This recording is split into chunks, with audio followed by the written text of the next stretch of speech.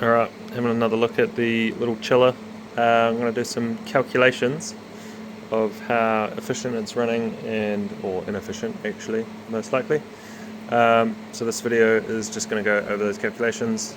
I'm just going to grab some data right now before everything runs. So this is my RH and temperature, so it's sitting at 52.7 and 17.1 degrees Celsius.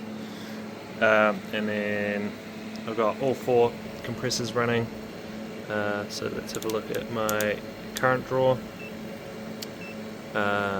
What's going on here? I seem to have a low battery, but from memory we should come up to about 5 point something, and when the fans kick in we should come up about 0.6, so call that good. So we'll call it 5.6 amps, and we're sitting at 233 volts, and I'm just holding the camera, so I'm not going to show that while I test it, but you just have to take my word. So the air off temperature and relative humidity of the condenser is 26.7%, and we'll call it 25 degrees. And we'll see if that climbs a lot more, but I think that'll be good for the current test. Alright, having a look at the refrigeration side of things, we've got 8 degree evaporating, 12 degree pipe temperature, and just under 5k superheat, which is great. And then we'll call it 33 because it's kind of hunting there for the condensing temperature, but we'll call it 33 degrees condensing, 30 degrees pipe temperature, and sort of 3k subcooling. So I'll just give you a quick look around while we wait for everything to kind of stabilize. This is the circuit 1 high side gauge showing just over 30 degrees or 33 degrees condensing. Come around here, we've got the low side, which is shared between both circuits, and we're sitting just at that 2.5 degrees evaporating, which we saw on the gauges too. And then this is the circuit 2 high side, which we're looking at that R12, that black line, which is super similar to 1348 at these condensing pressures and temperatures. And yeah, again 35 degrees. I've just popped the clamp probe onto my discharge here just to check the discharge temperature. That probe's not reacting super well, so I'll have a look at that in a second. And then yeah, this pump, I've tested the flow rate. It does read 4 litres per minute. And I have measured it, and it took about 17 seconds to fill 1 litre, so I'll use that for my calculations. I think it came out to be about 50 millilitres a second. I could be wrong on that, but it was about that, or 57 I think. Yep, so here we are with our delta T across the barrel, sitting pretty close to 4K. These are steel stubs, so they take a while for the heat transfer. But yeah, well, I've seen it at about just over 4K. So I might come back to that, see if that gets any better. If not, I'll use these numbers. Okay, so I didn't realise that the system had cycled off this circuit here. Which I think it's actually turned back on, so maybe we can get a new discharge reading. But I put the discharge sensor here, and I think we've got to like 43 degrees. The system's cycled off now, so the temperature is incorrect. And then yeah, again, when I last recorded this, I think circuit 1 had already turned off, so you're just going to have to take my word for it that we were getting about 4K across that barrel. And then yeah, that's just for a crude measurement. And then of course my upgrades in the future, which we'll compare. I don't know when they'll come, a couple of weeks maybe. So at the moment I've got what's called laminar flow through my evaporator, and I need turbulent flow. And so what I need to do is get a more powerful pump. So the one that I'm going to get is 8 litres a minute. This one's 4 litres a minute, and then yeah, hopefully I'll get my turbulent flow. And then these valves are currently wound open to the maximum. They are giving me pretty good superheat, like we see here. We're getting 4K, but they are fully wound open. Not that we'd ever see a evaporator like this flood back, because the refrigerant does have to flow up and boil. So I don't know if that's a bottleneck, but I might try upgrading those valves to a O2 orifice. Currently it's an O1. I was getting some pretty major restriction before when I had the OOs in there, or the 00s. Yeah, so we'll see about that. So it'll be pretty cool to do this calculation, see what my kilowatts in are, my kilowatts out, do like a comparison of the water kilowatts, the air kilowatts on the condensers, and then have a look at the like the refrigerant side of it over a Mollier chart. That'll be pretty cool. And then ultimately we can extract out of that information what the mass flow of the refrigerant is everywhere. And I guess what we'll see is, hopefully, because it's 4 to 1, we should see that the mass flow here is 4 times higher than it is here, and that should be this here should be 2 times higher than here. So it'd be cool if we get a rough calculation like that to show those kind of portions of mass flow through the system. So sweet, I'll do some calculations and then we'll go from there. One last thing that I didn't show before was the airflow across the condenser.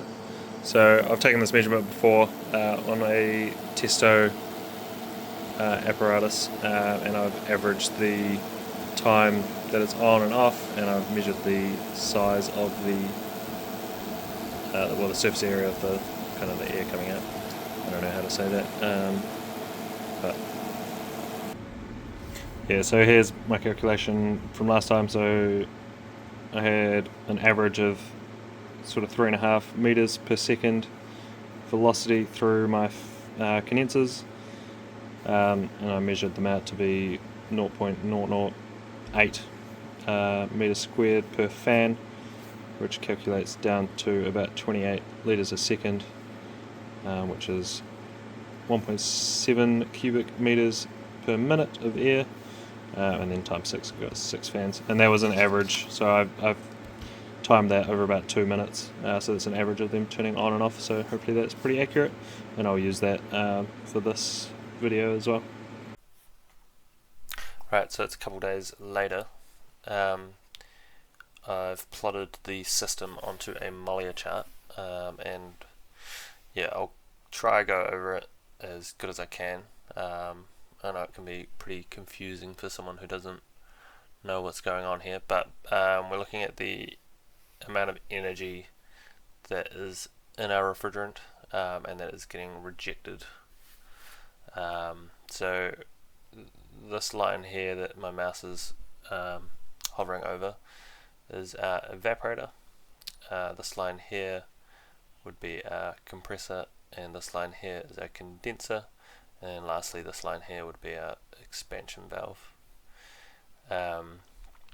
We can see here that from the data that I collected the other day, we were evaporating at about 7 degrees. So this blue line here is 0, this is 10, so I should actually be up a little bit, but we'll just call it good there.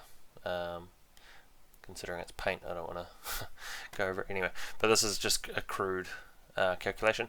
And then so we come here and we've got our inlet temperature of our compressors is following that same 10 degrees. So here we go, 10 degrees, we follow that up, so we're just outside of that, so we're sitting about 12 degrees, which was I think what we got. And then the discharge, I think I said 43 degrees, but later on, I mean, I let the system run a little bit longer, and we got more to about 55 degrees, which I think is a lot healthier.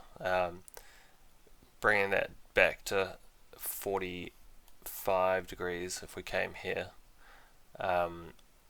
we would be following this red line of, I think it's a line of constant entropy, and we're actually adding energy through electrical power induction, so it makes sense that we actually have to come across a little bit. So yeah, this makes a little bit more sense, but it's not not data that I really collected in the video, but we'll just use it for this calculation. I think we'll see some massive differences later on when I get the new pump. And then yeah, here we come in at 35 degrees condensing, and then of course 55 degree discharge, and we come across and we've got about 3k subcooling, so we're just going to come all the way to that 30 degrees here. So we're condensing about here at 33, and then we've got 3k subcooling. So we are coming into this liquid area, then we're dropping down into the vapor, and then we're coming out into this gas area. So we can see that the system is running as expected, a little bit of subcooling, and then this is our superheat, and this is all saturated.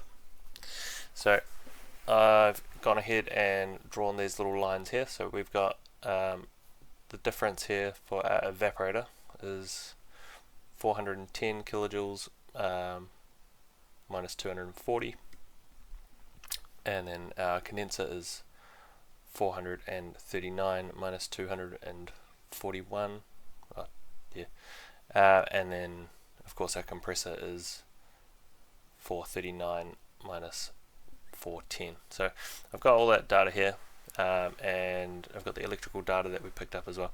So we'll quickly go through it, just so that this video is not too long, and we'll see what's going on.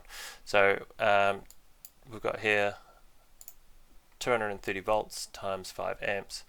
I've just been given a power factor of about 0.7 online for these compressors, the tiny little start cap inductive run compressors, so they're not very efficient. So we're just going to estimate their power factor to be 0.7, which gives us a kilowatts of 805 watts of power input.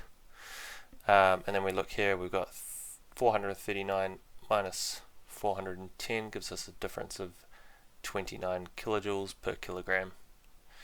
And then we can do this calculation here. So we've got kilowatts in, or our kilojoules per second of power in, of electricity being used, and then this is the kilojoules per kilogram of change across the compressor.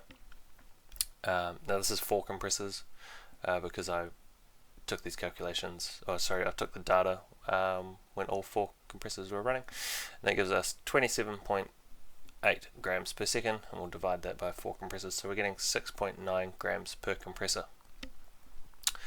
Now I did this first, and later on we'll look at this and we'll see why this is potentially very, very wrong. But yeah, so we'll come down to the evaporator. We had a 4K delta T across the evaporator barrel. I do think that this is low. I think the real delta T will be higher, and I'm thinking about putting some pockets into the water pipework so that I can get a very accurate delta T. Then the flow rate was 0.058 liters per second, and the energy per kilogram for water is 4.186. And then this is the calculation for kilowatts, so we can just add that together and we can see that we've got 0.97 kilowatts of cooling capacity coming out, or being absorbed by that evaporator. And if we have a look at this, I can't select that because it's paint. If we look at this compared to this, so that's our compressor kilowatts versus our cooling capacity, we've got a COP of 1.2, which is better than 1, but it's pretty atrocious. But here we look at the mass flow, so we've got the kilowatts of energy absorbed, and we are dividing that by the change in enthalpy, and we can remove the kilojoules and then multiply the inverse of this, and we get kilograms per second, and I've already just changed that to grams per second. And then the condenser is a little bit different because we're working with air, so I've gone ahead and grabbed this. This is from flycarpet.net, which is an online psychometric chart, and I've plotted it and then I've ripped it through to paint, so we'll just have a look at that. See if I can zoom in just a touch. Oh. Yeah, it's a bit low qual, but never mind. So this point here, we plotted with the data from the video, and the RH that I grabbed in the video was not quite right, but we don't actually need to. So this is air on at 17.1 degrees, and this is air off at, I think it was 26 degrees. Alright, here we go, so 25.6 degrees. These grey lines are the humidity ratio, grams per kilogram. Now the amount of moisture cannot have changed because we've only raised the temperature. We have not added moisture. Therefore, the grams per kilogram of moisture in the air can't have changed. So I've just taken this humidity reading as correct, and I have amended, because I think in the video we got like 26%. So I've just amended that to 31 because we can't physically lose moisture or gain moisture through heating the air up. But as you can see, we've dropped relative humidity, so we've gone from 52 down to 31, and that's just because we've made the air essentially bigger, or it's like a sponge. It's no longer squeezed. So we can then draw some lines up here. They have to be parallel with these green lines here. This is our kilojoules per kilogram, which is the same as what we had before to figure out our kilowatts. And so here's our change in enthalpy between our 2 points. So that's our air on and our air off. Our air off and our air on, which is a change in enthalpy of 9 kilojoules per kilogram. And I calculated this cubic meters per second just in the I think in the recording earlier, or maybe not, maybe I did it off camera. So then we need to get the mass flow of the air, which is the volumetric flow divided by the specific volume. Now the specific volume is given here. It's really hard to see, but this is 0.8 meters cubed per kilogram. And so we follow this. So this is 0.82, 0.84, 0.86, and 0.88, and that's 0.9. So I've grabbed these 2 points, and I've grabbed 0.487. So we're setting here 0.847. So 0.824, and then we'll just pass that. So 0.847. And we do this calculation, and we get just under 0.2 kilograms per second of air across our condenser coils. and then we can do this calculation like before. We get our change in enthalpy times our kilograms per second of air, which gives us 1.78 kilowatts. So that is pretty cool. And now if I go back to this other chart, we can see here I've got this data, 0.78 kilowatts rejection across 6 coils. And then we grab the Mollier data, so we get 439 minus 241, so these two numbers, two furthest away, is 198 kilojoules per kilogram of change in enthalpy across our condensers. And we can do this calculation once again to get our mass flow, and we're getting 8.9 grams per second. And so we can see the condenser mass flow and the evaporator mass flow are pretty similar. I mean, percentage wise they're quite far out, but I'm pretty happy with those calculations. This is pretty bad. Remember, this is already divided by 4, so 27 is almost 400% more than we're getting across our evaporator and our condenser. So there's something going on with my calculation here for the power. I'm not exactly sure. Maybe I didn't wait long enough for the discharge temp to rise high enough. If that was higher, then I'd have a bigger change in enthalpy, which would reduce my mass flow. But yeah, we'll see. This is pretty not a nice calculation, but these here we've got off true data, and we can actually check here. So the COP of the evaporator is 1.2, and then the COP calculated of the condenser is 2.2, and that tells me that my calculations are pretty bang on, because the condenser has to reject an extra 1. So because of the compressor is essentially 1. And so we've got 1.2 plus 1 is 2.2. So I'm pretty happy with these calculations, but it's just this compressor calculation that I'm not super happy with. But yeah, so I'm going to do these upgrades and we'll do these calculations again and we'll see how good this becomes. Anyway, thanks for watching. Help the algorithm out. Leave a like or a comment or something. That'd be cool. If you don't, that's cool too. Thanks for watching.